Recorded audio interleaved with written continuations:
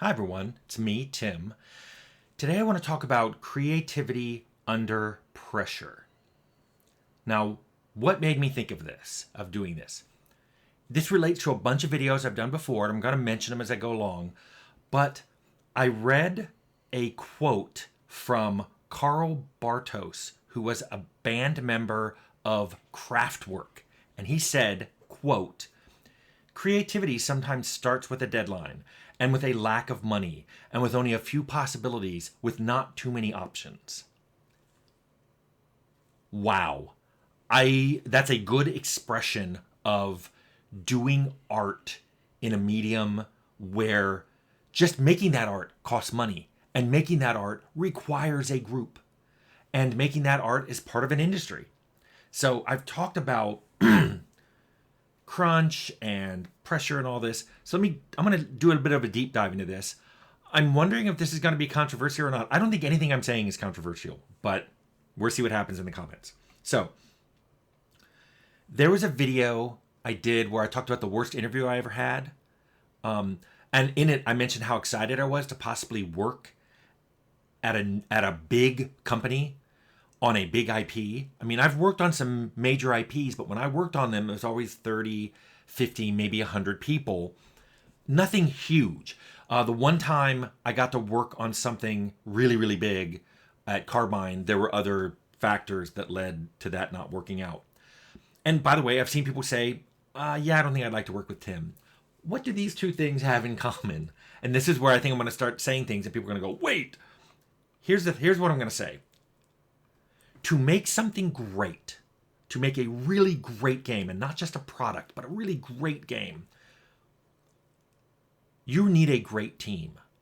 See any of my videos about Fallout and how lucky that we just got a great team. And maybe it wasn't luck. Maybe part of it was the filtering that happened at the beginning where people had to come on their own time after hours, unpaid, to start coming up with IP ideas. I don't know. All I know is Fallout was great. It was great to work on it. It was a great team.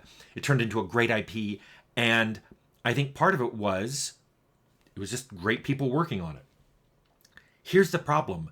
If you take any element, any game feature in a game and make it mediocre, you run the risk of that great game just becoming a good game.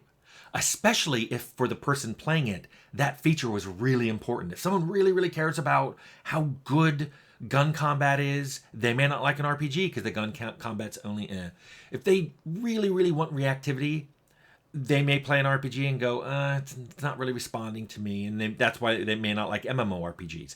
If someone really wants to make their own character to play through a story, an RPG that hands you a character is not going to be for them. And it could be a great, great game, but for them it's just mediocre because it's like, I don't get to make my own character. I'm playing someone else's character idea. And already it takes that great game and ratchets it down. Now, these are all elements that may not factor to your taste. But what I'm talking about is a game element that no one really likes. It was done in a very half-handed, half measure. And I think, and trust me, I know I've read reviews of my own game where someone said, they phoned in this, or I didn't like this. I get it. So trust me, I know the difference between something is to someone's taste and a feature wasn't done well for the majority of the people who are playing it. So I'm just saying, if you want to make a great game, you have to have all the features be great, or a lot of them, the really important ones, which requires a great team. Great teams are made up of great people, and that means somewhere along the line, someone had to select them. There was judgment involved in that. I don't see any other way how you can put a team together without looking at their skills, judging them, and deciding whether or not they're going to be on the team. This is how you make a great game and not just a product. So I see people complain, sometimes simultaneously, about getting judged, about crunch, about passion is a negative thing, and I get some of that argument. But I also want you to think of something. If you're going to want to make a really great game and you're really going to want to get good at what you're doing, you're going to have to experience some pain, some pressure, some discomfort, whatever you want to call it, something, in order to get better, in order to hone your craft, which you have to do if you want to make a great game. And by the way, here's a quick corollary. Just because you worked on a good game doesn't mean you were the reason it was good. I've had people say this about me.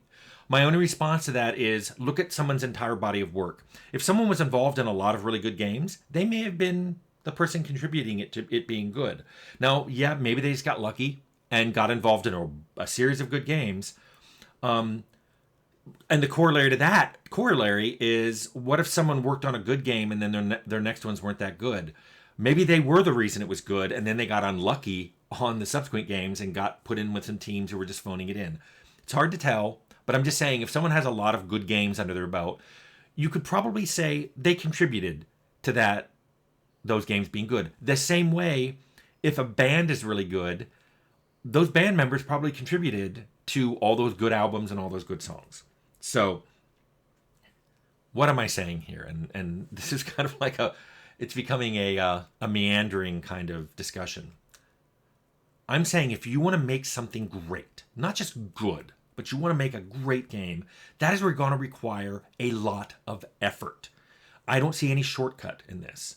And when you put forth that effort, you also want to see it in other people around you putting forth that effort. You want to see the resulting game be really, really great, not just good.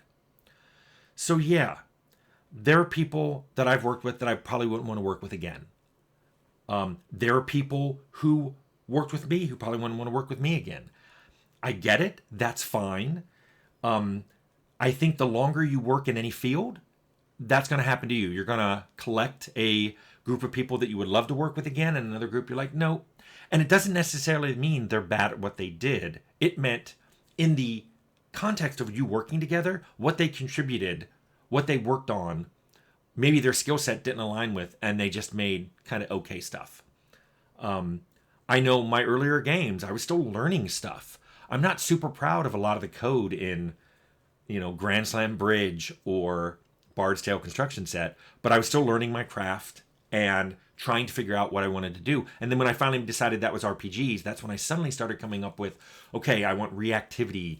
I want systemic reactivity rather than scripted reactivity. It's where I started honing the things that I like, that later on people started saying, well, that's a Tim Kaine game. It feels like a Tim Kaine game because it has these elements. This is something you will have to do. You're going to have to figure out, if you ever want, especially to be in charge of a game, you're going to figure out what that is for you. What are the elements of a game that you want to be great? Not good. You demand that they be great. And when you pick people to work on your team, you're going to have to judge them. I don't see any way around this. You're going to have to look at their work, look at their skill set, and judge them. And yes, when you make your game, to make it great, there's going to be some pressure points. There's going to be deadlines. There's going to be options not available to you because there's not enough money, or there was no one available to put on your team that had the skill set of something you wanted. So you're going to have to substitute that feature with something else. I've had to do that. I've had to do that several times. I guess my recommendation here, the high level thing I'm trying to say is, when you're looking for work in the game industry, understand that for a while you're going to be looking for work that lets you hone your craft, whatever you decide to do. Whether you want to be a network programmer or an artist who specializes in, bipedal animation, or you want to be a narrative designer and write good story and characters. Whatever it is, it's going to take you a while to hone that craft. Once you do, you're going to want to work on something great.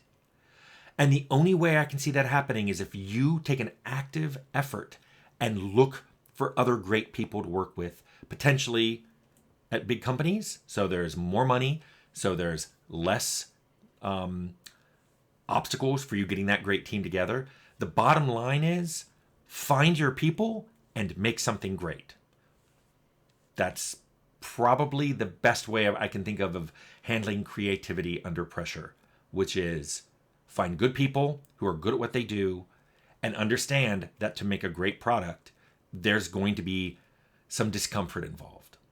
And that is my talk today on how to be a creative individual under pressure.